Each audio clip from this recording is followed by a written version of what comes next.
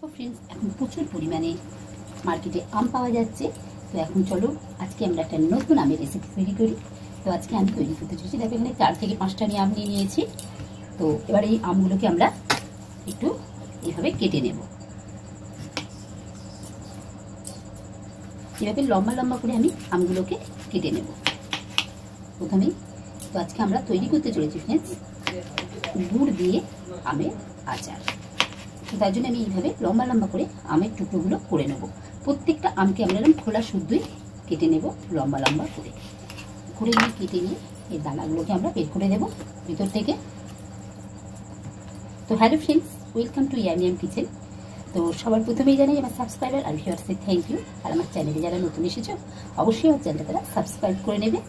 আর friends all বাটনটা অবশ্যই press করে দেবে যাতে আমার ভিডিওর নতুন নতুন নোটিফিকেশান তোমাদের ফোনে সবার প্রথমে পৌঁছে যায়।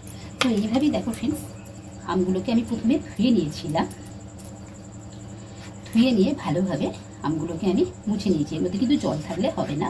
আর এইভাবে লম্বা লম্বা করেই আমি প্রত্যেকটা আমকে কেটে নেব। দেখো ফ্রেন্ডস আমরা এখানে আমগুলোকে সব কেটে নিয়েছি এইভাবে লম্বা লম্বা করে। এবার আমরা আচারটা তৈরি করে নেব। তো আমাদের এখানে এই আমের আচারটাকে বলা হয় গুড় আম। তো দেখো ফ্রেন্ডস আমি একটা শুকনো মশলা বানিয়ে নেবার জন্য এখানে প্রথমে দিয়ে দিচ্ছি একটুখানি 5 ফোড়ন কড়াইতে দিয়ে দেবো।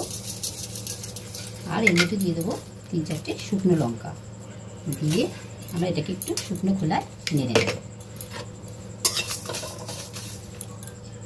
দেখো ফ্রেন্ডস এখানে আমি লঙ্কাগুলো একটু দিয়ে দেবো। আমার মশলাটা ভাজা হয়ে গেছে, আমি সাইডে তুলে নিচ্ছি। আর লঙ্কাটাকে আমি আরেকটু অল্প করে ভেজে নেব।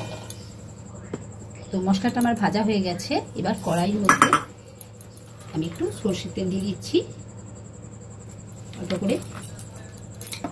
দিয়ে তেলটা গরম হয়ে গেলে এখানে দিয়ে দিচ্ছি 1/2 টিস্পুন মতন 5 ফোড়ন দিয়ে আমরা আমগুলো দিয়ে দেবো।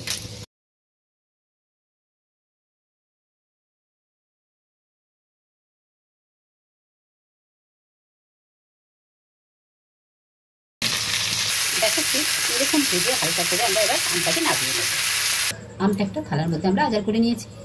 দেখো এখানে একটু কড়াই বসিয়ে নিয়েছি আর দিয়ে দিচ্ছি এর মধ্যে একটু অল্প করে জল। জলটা দিয়ে এবার এর মধ্যে আমি দিয়ে দেবো গুড়। তো গুড়টা আমি দিয়ে দিচ্ছি। এবার আমি এখানে আখের গুড় ব্যবহার করছি ফ্রেন্ডস। এই যে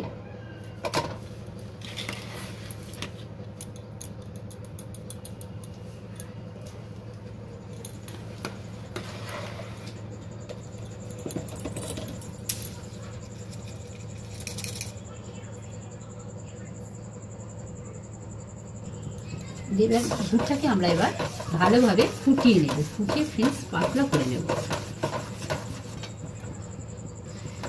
দেখো ফ্রেন্ডস গুড়টা আমাদের গলে গেছে।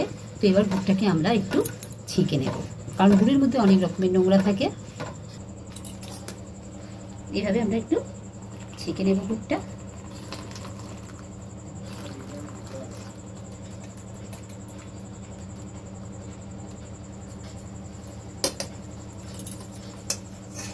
দেখো ফ্রেন্ডস কত নোংরা থাকে, কিন্তু তোমরাও যখন করবে অবশ্যই গুড়টাকে একটু ছেঁকে নেবে। আবারও গুড়টা ঢেলে দিচ্ছি। দেখো গুড়টা আমাদের ফুটে গেছে। এবার এর মধ্যে আমরা দিয়ে দেবো আমগুলোকে। সব আমগুলো দিয়ে দিলাম।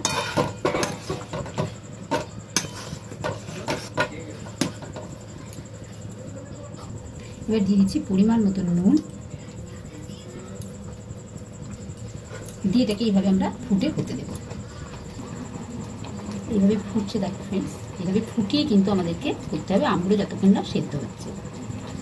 আর আমগুলোকে একটু একটু এইভাবে আমাদেরকে এইভাবে প্রেস করে করে একটু দিতে হবে যাতে আমের ভিতর পুরো গুড়টা ঢুকে যায়। তো দেখো ফ্রেন্ডস আচারটা আমাদের তৈরি হয়ে গেছে। এই দেখো আমগুলো পুরো আমাদের গলে গেছে।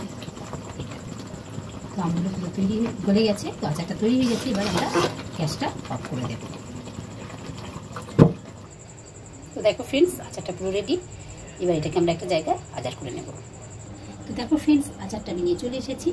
এবার গুড় আমটাকে আমরা এইভাবে রেখে দেবো একটা জায়গাতে, যাতে এটা ঠান্ডা করার জন্য। তো আমি একটা জায়গাতে মশলা দেবো আর একটা জায়গায় একটুখানি আমি এমনি গুঁড়াম করবো।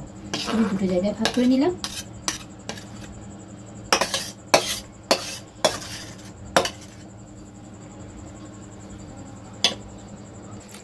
আচারটা এবার ঠান্ডা করে নিয়ে ফ্রেন্ডস, তারপরে আমরা এর মধ্যে মশলাটা মেশাবো। তো কিছুক্ষণ পর আমি আবার ফিরে আসছি। দেখো ফ্রেন্ডস, আমাদের গুড়ামের আচার বা গুড়াম আমাদের কিন্তু ঠান্ডা হয়ে গেছে। কত সুন্দর হয়েছে তোমরা নিশ্চয়ই দেখতে পাচ্ছ ফ্রেন্ডস। খুবই সুন্দর এটা খেতে হয় ফ্রেন্ডস। একবার বানালে তোমরা বারবার বানিয়ে খাবে। খুব সুন্দর খেতে হয় এটা। তোমরা সারা বছর সংরক্ষণ করে রেখে দিয়েও খেতে পারবে। তো এখানে দেখো মশলাটা আমি এভাবে একটু গুলিয়ে নিয়েছিলাম। এবার মশলাটা আমি দিয়ে দিচ্ছি এখানে।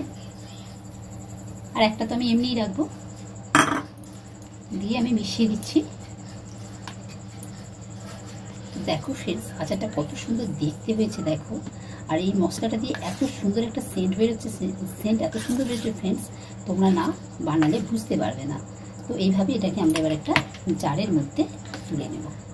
দেখো কত সুন্দর লাগছে আচারটা, আর খুবই সুন্দর খেতে হয় ফ্রেন্ডস। তোমরা অবশ্যই ট্রাই করবে। আর এবার একটা এরকম আমি কাঁচের জার নিয়ে নিয়েছি। কাঁচের জারে রেখে ফ্রেন্ডস তোমরা রোদে একটু দিয়ে দেবে মাঝে মাঝে, দিয়ে এটাকে তোমরা সারা বছর সংরক্ষণ করে খেতে পারবে। তো এইভাবে পুরো আচারটা আমি এটা জারটার মধ্যে ভরে নেব।